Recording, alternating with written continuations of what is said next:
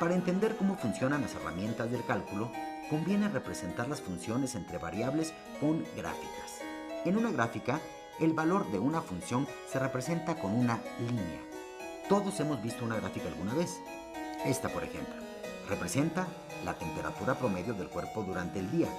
Esta, el crecimiento de la población mundial en el último siglo. Y esta, la temperatura promedio de la superficie terrestre desde 1864.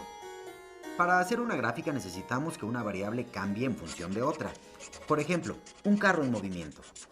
Un carro tiene que frenar, acelerar, cambiar de dirección y todo eso provoca continuos cambios. ¿Por qué no se suben a mi auto de prueba?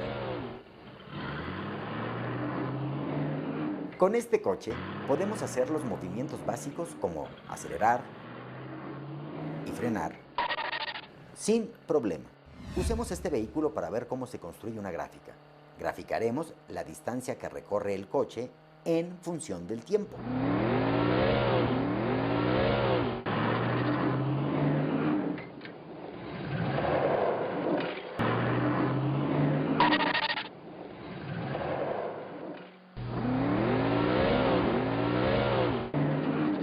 Observen que la línea de la gráfica siempre es ascendente porque cada vez se recorre más distancia. Cuando el coche entra a una curva, tiene que frenar. Este cambio de velocidad se refleja en la forma de la gráfica. Y después, cuando el coche entra en una recta, vuelve a acelerar y la gráfica cambia de forma. En las rectas, la distancia recorrida aumenta rápidamente y en la gráfica vemos este aumento en la pendiente de la curva que se inclina más hacia arriba. Pero en las curvas, la reducción de velocidad hace que la inclinación de la línea sea menor.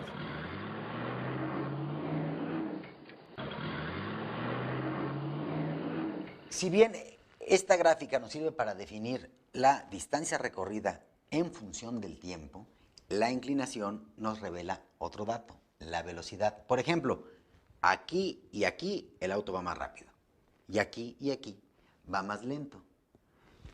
Precisamente evaluar la inclinación de la curva en cada instante es para lo que sirve la herramienta fundamental del cálculo, la derivada.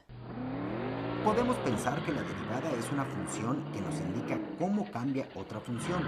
Por ejemplo, hemos descubierto que la velocidad del coche está representada por la inclinación de la gráfica de la distancia que recorre. Para medir esta inclinación podemos dibujar una línea recta que toca la curva en cada punto y que tenga la misma inclinación que ella. Podemos dibujar un triángulo con un lado horizontal, otro vertical y el tercero sobre la línea inclinada. Si mantenemos fija la base del triángulo y lo movemos a lo largo de la curva, su altura va cambiando. Es mayor cuando la curva está más inclinada, así que la altura de esta línea es un buen indicador de la inclinación de la gráfica. ¿Qué les parece si graficamos el tamaño de esta altura? Así obtendremos una gráfica a partir de otra. Fíjense muy bien en el comportamiento de esta nueva gráfica. Cuando el auto va a una velocidad constante, la gráfica es horizontal. Cuando el auto disminuye la velocidad, la gráfica baja. Y cuando la velocidad aumenta, la gráfica sube.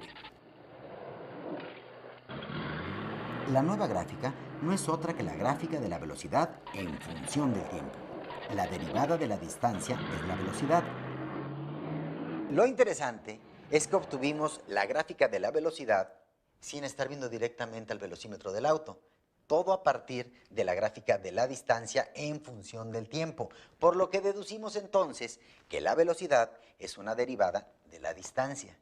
Pero también conocemos que la velocidad se ve alterada por el tiempo, por lo tanto también se puede derivar. ¿Y qué obtenemos? Pues un dato muy importante que es la aceleración. Y llegamos a otra conclusión. La distancia tiene dos derivadas. La primera de ellas, la velocidad. La segunda, la aceleración.